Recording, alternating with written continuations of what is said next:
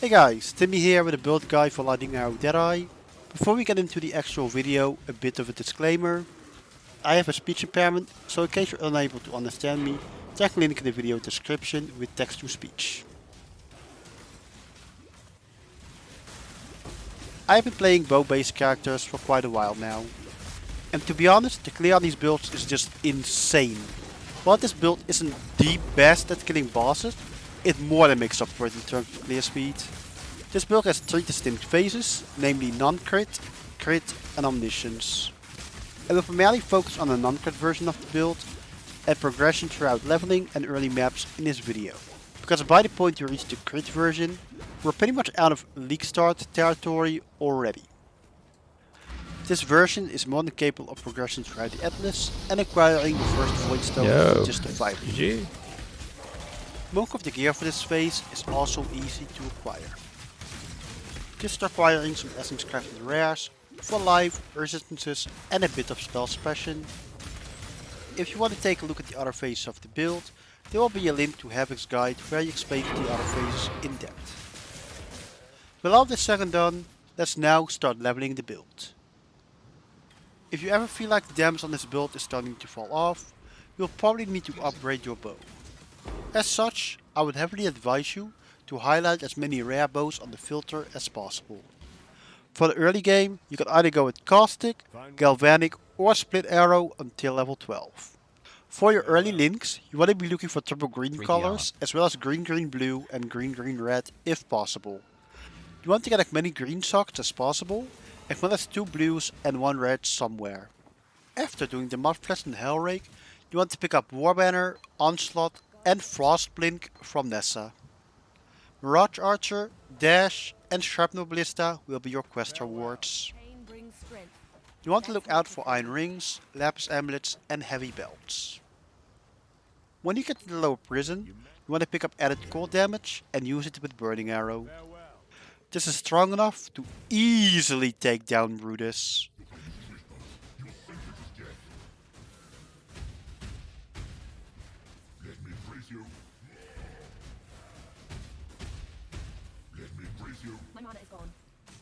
Afterwards, get Blink Arrow. You were a good man in a bad situation.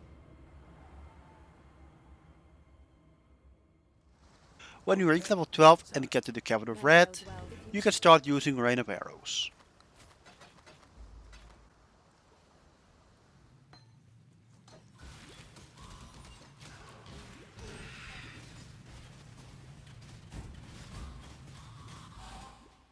In Act 2, you want to get Herald of Ice, Herald of Thunder, Blood Rage, Faster Attacks, Trinity and Elemental Damage with attacks. This will cost you 4 alterations in total. You want to kill all 3 bandits, but if you want to, you can easily help Alera. I hate to pluck a pretty flower, even a poisonous one like Now, if you thought our damage was good enough before, we are about to kick it into overdrive. At level 19, you will get Precise Technique, which will give you more damage as long as your accuracy is higher than your life. As such, we are not going to pick up many life nodes, so don't be surprised if you get the maps on 1.5k life. However, even with this very low life pool, you will still rarely die due to our life sustain. Around level 20, you will get Graceful Assault, which will allow you to drop Onslaught for another damage gem. At level 22, you will get Point Blank, which will give you a lot more damage as well. So, even with a terrible bow, our damage will at least be decent due to our heralds and the damage multipliers from the tree. Mark notes. I guess we can go for the mark notes first. Oh no, mana on it. Mana. In Act 3, you want to get Purity of Elements and Sniper's Mark. Warbanner and Herald of Thunder can be dropped at this point. By the end of Act 3, your tree should look like this, and you should have at least 43% to all resistances. Just with some 2 stone rings, essences and bench crafting, you can easily cap your resistances at this point. There we go. I want to check out these boots though. In Act 4, you want to get GMP. In Act 6, you want to get Determination, Lightning Arrow, Tornado, Hydrosphere, Gag when damage taken, Steel Skin and Mark on Hit. If you want to, you can also swap to a new totem setup. Oh yeah, damage alright man.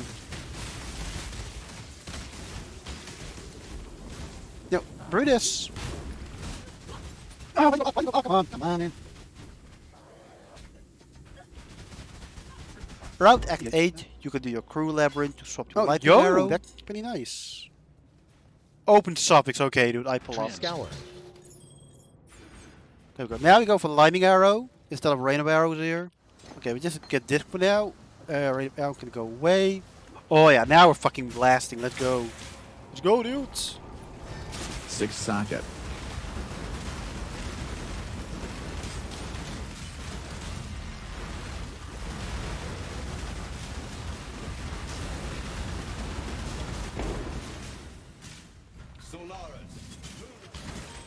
Wet.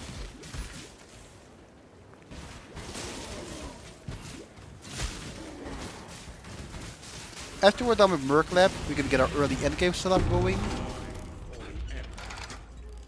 There we go, now we can get rid of that fucking garbage thingy, nice. Do we still have Mirage Archer somewhere? Wait, where's my... There it is.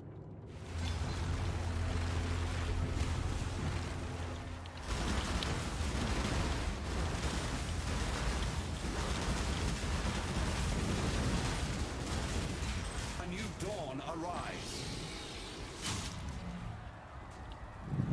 There we go.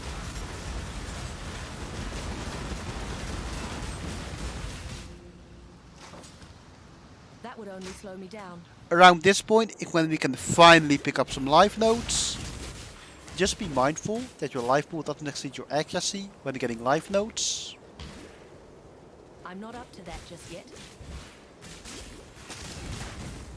For early gear, you want to get a ticket or imperial bow and use any of these essences on it. Please note that you can roll tier 2 damage mods on the eye level 75 plus bow and tier 1 on eye level 82 plus ones. If you want to craft an early endgame bow, you want to do so on eye level 82 exactly. Like eye level 83 and above just dilutes the mod pool. For gear, you don't really care too much about spell suppression, and you can get up to 80% from the tree alone. Some basic life and resistances are fine for now. The main issue for this build will be getting strength and intelligence, so try to use some essence of spite or rage to fix that, as well as using a negate amulet and a heavy belt. With this setup, you shouldn't really have any issues getting to high tier maps and potentially killing either world. Nice. Let's do it. Let's do it, chat. Should be dead here. Nice. If you want to take chat. this build even further, We you won. can check out Havoc's guide on how to transition We won. to crit. We won. Cool.